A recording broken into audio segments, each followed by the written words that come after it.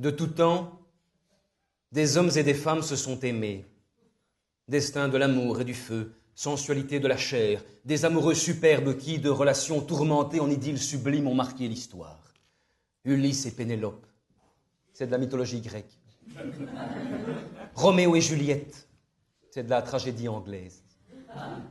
Amélie et Sénat, c'est de la télé-réalité TF1. Les anges de la télé-réalité sont désormais les références et l'héritage de ce siècle.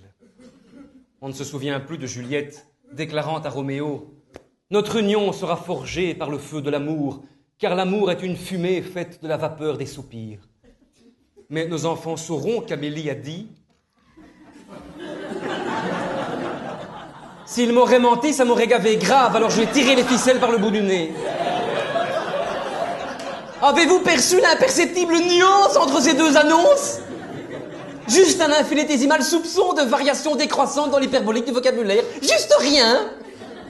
Juste ce qui, au niveau de la richesse culturelle d'une civilisation, différencie un homme d'une bête. Amélie de Secret Story 4.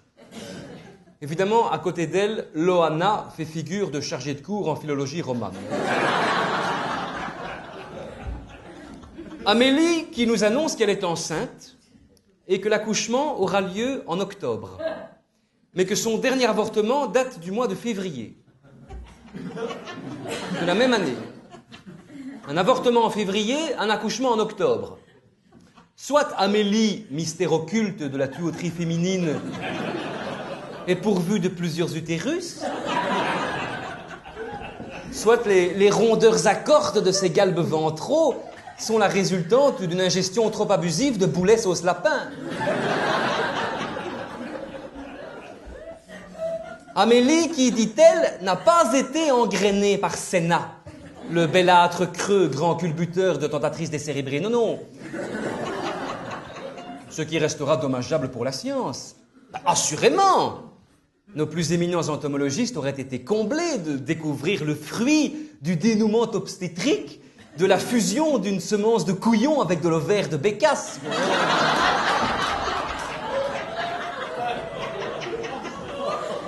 Amélie enceinte, malgré la pilule du lendemain. Qu'elle repoussait, nous dit-on toujours, au lendemain. D'où inévitable fécondation chez les vivipares.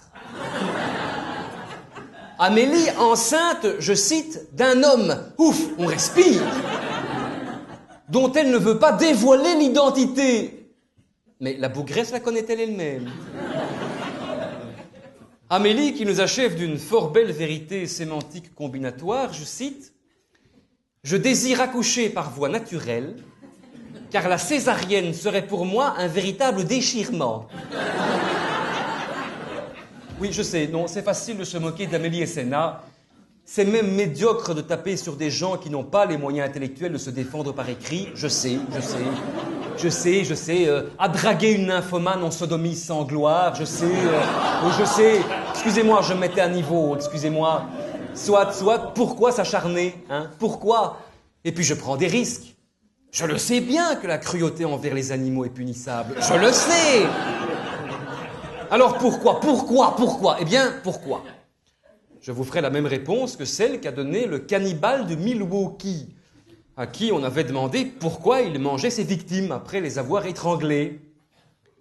Eh bien, parce que ça me fait bander. Tout simplement. Naturellement. Quant à vous, si vous voulez vous débarrasser des anges de la télé-réalité, ne faites ni une, ni deux, ni trois, tapez dessus!